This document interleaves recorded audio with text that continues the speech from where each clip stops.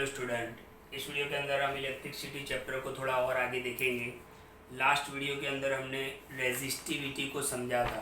Okay, resistivity और उसका symbol है, ये है रो। उसका सिंबल क्या है? रो, RHO। किस तरीके से करते हैं? इस तरीके से, राइट। ओके, जैसे हम P करते हैं ना, उसको P को आपको ऐसे थोड़ा ऐसे रखना है। तो ये सिंबल किसका है?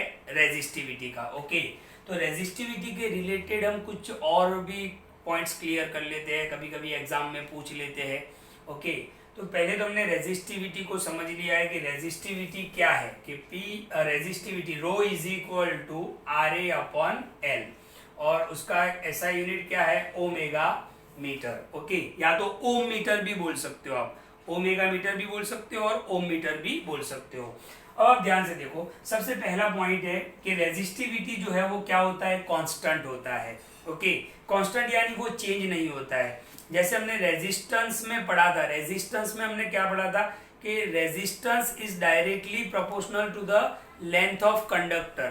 कि कंडक्टर की लेंथ आप छोटी बहुत करोगे तो रेजिस्टेंस चेंज हो जाएगा, रेजिस्टेंस चेंज हो जाएगा, लेकिन रेजिस्टिविटी चेंज नहीं होगा। आप वायर को इतना रखो, वायर को इतना रखो, बट उसकी रेजिस्टिविटी चेंज नहीं होगी। इसीलिए उसको बोला गया है कि रेजिस्टिविटी क्या है? कांस्टेंट है। रेजिस्टेंस जो है वो वायर कम करने पर या वायर की लेंथ बढ़ाने पर रेजिस्टेंस चेंज होता रहेगा, लेकिन रेजिस्टिविटी चेंज नहीं होगी, राइट। सेकेंड पॉइंट देखते हैं, the range of resistivity of metals and alloy. Metals को तो हमने 9th में पढ़ा है, एलॉय भी हमने थोड़ा बहुत पढ़ा था। एलॉय क्या है? Mixtures of metals. Okay, mixtures of metals. Okay, दो या दो से ज्यादा मेटल को आप मिक्स करोगे तो एलॉय बनेगा।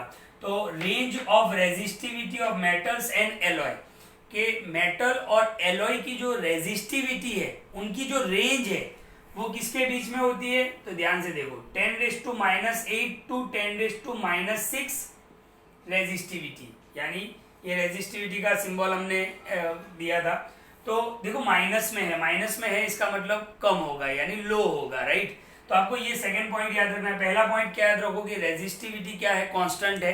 नंबर 2, मेटल्स और एलॉय का जो रेजिस्टिविटी है वो 10⁻⁸ से लेके 10⁻�6 के बीच में होगा। ओके, मेटल का बहुत ही कम होता है और एलॉय का थोड़ा ज्यादा होता है, राइट। ओके, फिर मेटल्स और एलॉय की रेजिस्टिविटी किसके बीच में होगी? 10⁻⁸ टू 10⁻�6। फिर आगे देखते हैं। अच्छा, ये जो मेटल्स और एलॉयस होते हैं वो उनको हम गुड कंडक्टर बोलेंगे। ओके, गुड कंडक्टर क्यों बोलेंगे? क्योंकि हमने पढ़ा था कि रेजिस्टिविटी लो होगी तो फ्लो ऑफ करंट ज्यादा होगा। हमने पढ़ा था रेजिस्टिविटी कम होगी तो फ्लो ऑफ करंट ज्यादा होगा। That's why they are called good conductor. तो एग्जाम में आपको क्वेश्चन पूछ लिया कि भाई गुड कंडक्टर हम किसको बोलेंगे, तो सीधी बात है, आप लिख सकते हो कि मेटल और एलॉय जो है उनका जो रेजिस्टिविटी है वो लो होता है, यानी किसके बीच में होता है? 10⁻⁸ से लेके 10⁻�6। तो that's why they are called good conductor.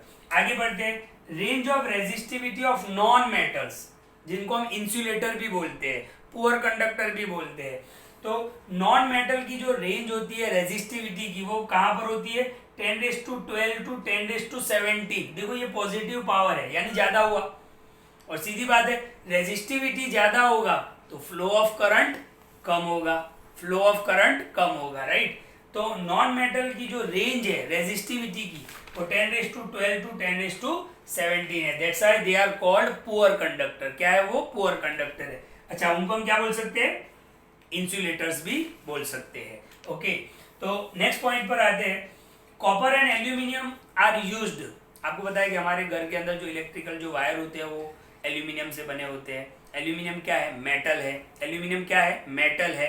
Metal की रेजिस्टिविटी क्या होती है? लो होती है, इसीलिए इलेक्ट्रिक करंट आसानी से फ्लो कर जाता है। ओके, तो कॉपर एंड एल्यूमिनियम, अच्छा कॉपर के भी वायर होते हैं, कॉपर एल्यूमिनियम के वायर नहीं होते हमारे घरों में, कॉपर के वायर होते हैं। तो कॉपर के जो वायर होते हैं, ओके, तो कॉपर भी एक मेटल है और मेटल की रेजिस्टिविटी बहुत ही कम होती है, तो इलेक्ट्रिक करंट ज्यादा फ्लो करेगा, यानी इजीली करंट पास हो जाएगा।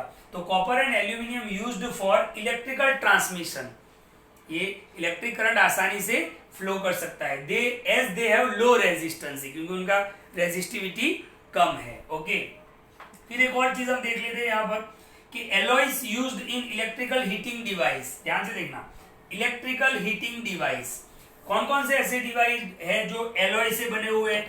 तो आपको बताया कि इलेक्ट्रिक आयरन यानी जो हम इस्त्री करते हैं वो, फिर टोस्टर होता है, फिर गीजर मतलब जो वाटर हीटर के लिए वो आता था वो, राइट, जिसको हम पानी गर्म करने के लिए यूज करते थे। अभी तो गैस गीजर हो गए हैं, पहले लेकिन हम हीटर लगाते थे, आपको याद होगा इस टाइप का हीटर होता था, राइट, हीटर होता था।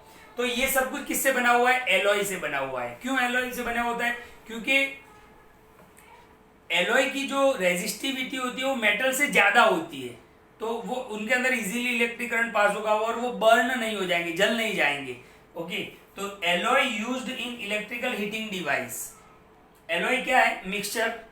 ओके, हमने पढ़ा था mixture of metal. As their resistivity is high, उनकी रेजिस्टिविटी हाई है, लेकिन किससे हाई है, मेटल से हाई है, राइट।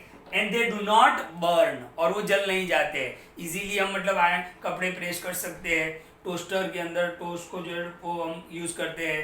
फिर हमने बताया कि इलेक्ट्रिक हीटर, ओके, जो होता है तो वो एलॉय से बने होते हैं। इनको बोलते हैं इलेक्ट्रिकल हीटिंग डिवाइस। ओके, उनकी रेजिस्टिविटी क्या होती है, हाई होती है, as they do not burn, इसीलिए वो जल नहीं जाते हैं और अपना काम पूरा करते हैं। तो ये कुछ पॉइंट है रेजिस्टिविटी के, तो वापिस एक बार क्लियर कर लेते हैं। कांस्टेंट है, मेटल और एलॉय की रेजिस्टिविटी की रेंज क्या है, 10⁻8 to 10⁻6। They are good conductor. Non metal की जो रेंज है रेजिस्टिविटी की वो 10⁻12 टू 10⁻17 है, पुअर कंडक्टर। कॉपर और एल्यूमिनियम का यूज किया जाता है इलेक्ट्रिकल ट्रांसमिशन के लिए, क्योंकि उनका जो रेजिस्टिविटी होता है वो लो होता है। एलॉय का यूज किया जाता है, ओके, एलॉय यूज्ड होता है इलेक्ट्रिकल हीटिंग डिवाइस में। मैंने आपको नाम बताया, इलेक्ट्रिकल आयरन है, टोस्टर है, इलेक्ट्रिकल हीटर है, उस पर, क्योंकि उसके अंदर रेजिस्टिविटी हाई होती है, किससे, मेटल से हाई होती है, right, as they do not burn, और वो जल नहीं जाते हैं। तो ये कुछ पॉइंट है रेजिस्टिविटी के रिलेटेड जो आपको याद रखने हैं। वीडियो को बिल्कुल ध्यान से देखो, बहुत ही इंपॉर्टेंट चैप्टर है। ओके, आगे 11-12 के लिए भी बहुत इंपॉर्टेंट है, तो इस वीडियो को क्लियर करें। Thank you.